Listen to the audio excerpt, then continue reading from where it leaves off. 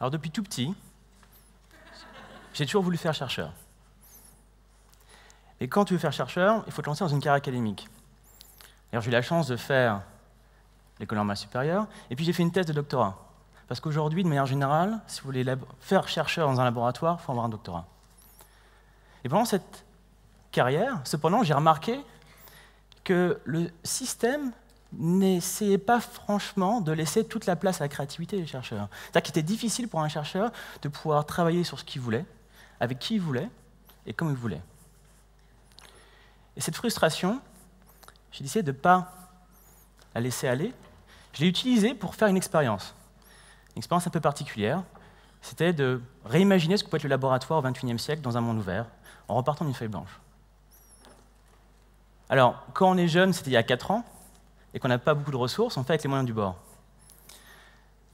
Ce qui s'est passé, c'est qu'avec des copains, on a rejoint un squat d'artistes en banlieue parisienne, et on a pris quelques dizaines de mètres carrés, et on y a installé des équipements de laboratoire qu'on avait récupérés dans les poubelles de labo.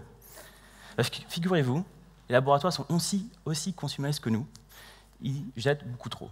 Voilà. Et donc, en l'espace de quelques mois, on a réussi à recréer, dans ce squat, un laboratoire entièrement équipé et entièrement fonctionnel pour 0 €.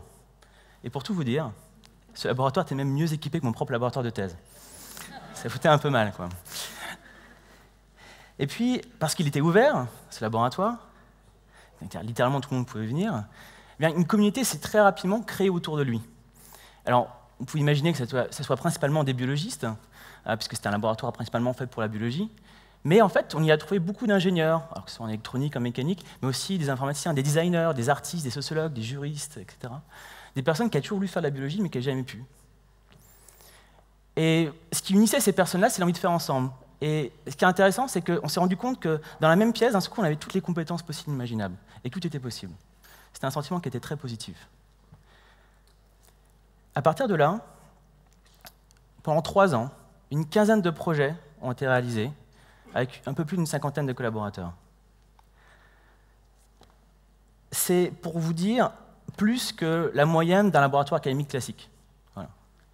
Et parmi ces projets, alors sur quoi on a travaillé, vous allez me dire, eh bien, ça va des tests génétiques low cost. Alors pourquoi on a travaillé là-dessus? Parce qu'un test génétique vous permet d'analyser votre environnement biologique, savoir ce qu'il y a dans votre assiette, par exemple. Et on l'a fait à l'époque de l'affaire de la viande chevaline. Voilà.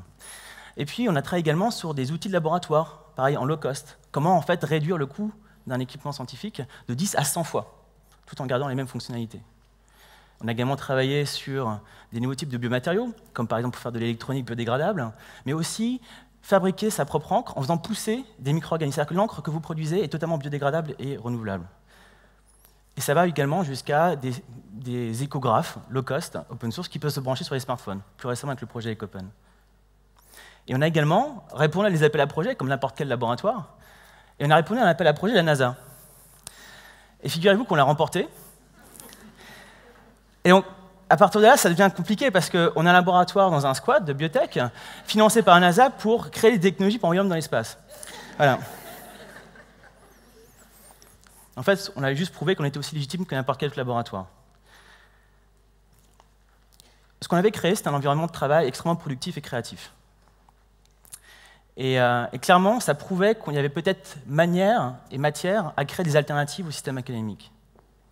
Mesdames et messieurs, on a vécu la révolution informatique parce qu'on a réussi à rendre abordables les outils informatiques.